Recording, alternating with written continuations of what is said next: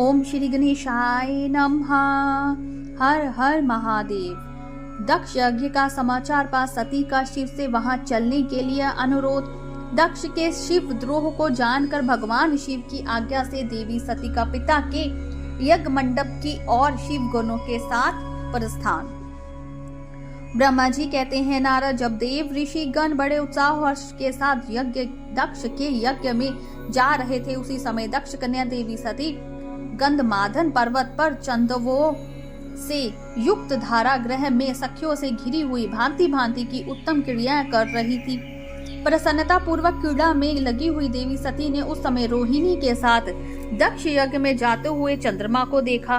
देख कर वे अपनी हितकारिणी प्राण प्रिय ज्येष्ठ सखी विजया से बोली, मेरी सखियों में श्रेष्ठ प्राण प्रिय विजया, जल्दी जाकर पूछ तो आओ कि चंद्रदेव रोहिणी के साथ कहाँ जा रहे हैं।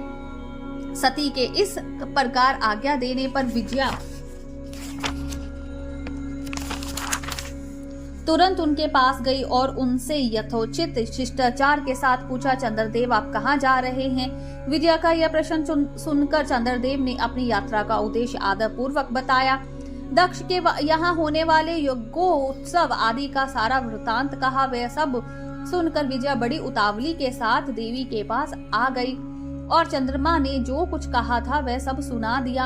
उसे सुनकर काली का सती देवी को बड़ा विस्मय हुआ।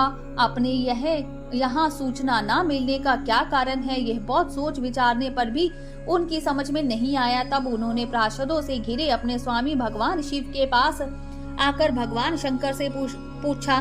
सती बोली, प्रभु, मैंने सुना है कि मेरे पिताजी के यहाँ कोई बहुत बड़ा यज्ञ हो रहा है, उसमें बहुत बड़ा उत्सव होगा, उसमें सब देव ऋषि एकत्रित हो रहे हैं। देवेश्वर पिताजी के उस महान यज्ञ में चलने की रुचि आपको क्यों नहीं हो रही है?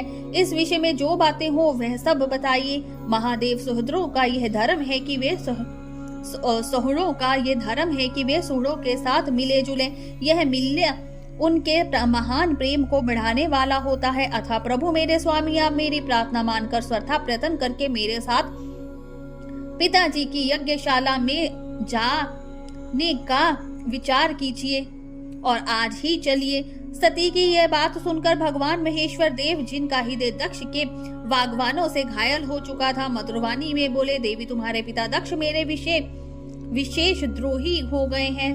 जो प्रमुख देवता और ऋषि अभिमानी, मूढ़ और ज्ञान शून्य हैं, वे ही सब तुम्हारे पिता के यज्ञ में गए हैं। जो लोग बिना बुलाए दूसरों के घर जाते हैं वह वहाँ अनादर का पात्र बनते हैं, जो मृत्यु से भी बढ़कर कष्टदायक है। अतः प्रिय, तुमको और मुझको तो विशेष रूप से दक्ष के यज्ञ में नहीं जाना चाहिए, क्योंकि वहाँ हमें बुलाया नहीं गया।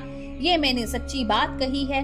महात्मा महेश्वर के ऐसे कहने पर सती रोष पूर्वक बोली, शंभु, आप सबके ईश्वर हैं, जिनके जाने से यज्ञ सफल होता है, उन्हीं आपको मेरे दुष्ट पिता ने इस समय आमंत्रित नहीं किया। प्रभु, उस दुरात्मा का अभिप्राय क्या है वह सब मैं जानना चाहती हूँ। साथ ही आप ही वहाँ आए हुए संपूर्ण दुरात्मा दिव्यषियों के मनोभाव का भी मैं पता लगाना चाहती हूँ। अथवा प्रभु, मैं आज ही पिता के यज्ञ में जाती हूँ।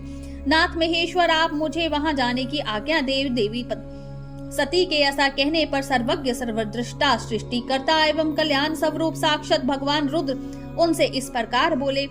शिव ने कहा, उत्तम व्रत का पालन करने वाली देवी, यदि इस प्रकार तुम्हारी रुचि वहां अवश्य जाने के लिए हो गई है तो मेरी आज्ञा से तुम शीघ्र अपने पिता के यज्ञ में जाओ। यह नंदी वृषभ सुसज्जित है। तुम एक महारानी के अनुरूप राजोपचार साथ में सादर इस प्रकार सवार हो, बहुसंख्य प्रथम गणों के साथ यात्रा करो। प्रिय, इस विभूषित वृषभ पर आरूढ़ हो। रुद्र के इस प्रकार आदेश देने पर सुंदर आभूषणों से अलंकृत सती देवी सब साधनों से युक्त हो पिता के घर की ओर चली। परमात्मा शिव ने उन्हें सुंदर वस्त्र आभूषण तथा परम उज्जवल छत्र, चामार आदि महाराजोचित उपचार दिए।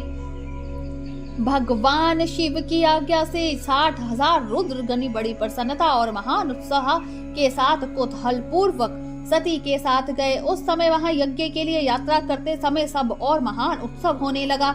महादेव जी के गणों ने शिव प्रिया सती के लिए बहुत बड़ा भारी उत्सव रचाया। वे सभी गण कौतूहल पूर्ण कार्य करने तथा सती और शिव के यश को गाने लगे। शिव के प्रिय और महान वीर प्रथम गण प्रसन्नता पूर्वक उछलते कुदलते चल रहे थे। जगदम्बा के यात्रा काल में सब प्रकार से बड़ी भारी शोभा हो रही थी। उस समय जो सुखद जया जयकार का शब्द प्रकट हुआ, उससे तीनों लोक गूंज उठे। बोलिए शंकर भगवान की जय, उमापति महादेव की जय, हर हर महादेव।